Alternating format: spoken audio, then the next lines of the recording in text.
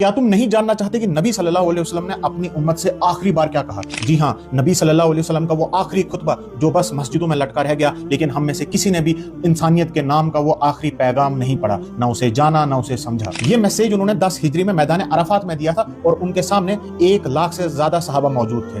اللہ کی حمد و ثنا کے بعد انہوں نے فرمایا، لوگو میری بات غور سے سنو، میرا خیال ہے کہ میں تمہیں اس سال کے بعد شاید دوبارہ نہ ملوں۔ اللہ کے نزدیک عزت والا وہ ہے جو پرہیزگار ہے، کسی عربی کو اجمی پر یعنی کہ نان عرب پر کوئی فضیلت حاصل نہیں اور نہ کسی گورے کو کالے پر، صرف پرہیزگاری ہی بنیاد ہے۔ پھر فرمایا کہ اے قریش، قیامت کے دن ایسا نہ ہو کہ تم اپنی گردنوں پر دنیا کا مال لے کر آؤ اور باقی لوگ آخرت کا سامان لائیں، اور اگر ایسا ہوا تو اللہ کے عذاب سے میں تمہیں نہیں بچا پاؤں گا۔ یہ نبی صلی اللہ علیہ وسلم اپنے لوگوں کو بول رہے ہیں، ہماری تو بات ہی چھوڑو۔ پھر فرمایا تمہاری جان، تمہارا مال اور تمہاری عزت سیکرڈ ہے، مقدس ہے، پاک ہے، یعنی کہ کوئی اس کو وائلیٹ نہیں کر سکتا۔ فرمایا تمہاری عورتوں پر تمہارے کچھ حقوق ہیں، اسی طرح تم پر بھی تمہاری عورتوں کے حقوق ہیں۔ عورتوں سے اچھا برتاؤ کرنے کے ہمیشہ پابند رہو اور عورتوں کے معاملے میں اللہ سے ڈرو۔ تم نے عورتوں کو اللہ کی امانت کے طور پر حاصل کیا ہے، ان کی عزت کرو، ان کے لیے پرووائڈ کرو۔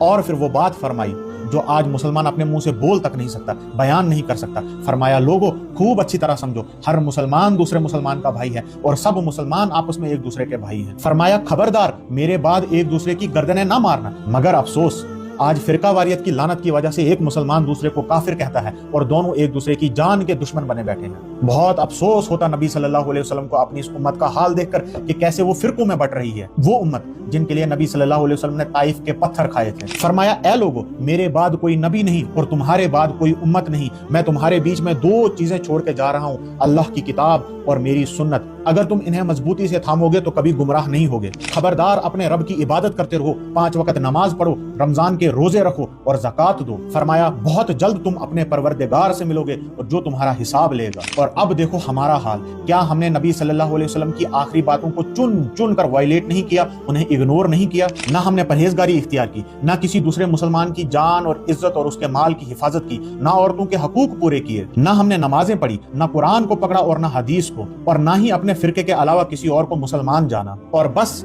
اس دنیا کا بوجھ اپنی گردنوں پر اٹھائے ہوئے ہیں۔ ایک ایک چیز کو چن چن کر وائلیٹ کیا۔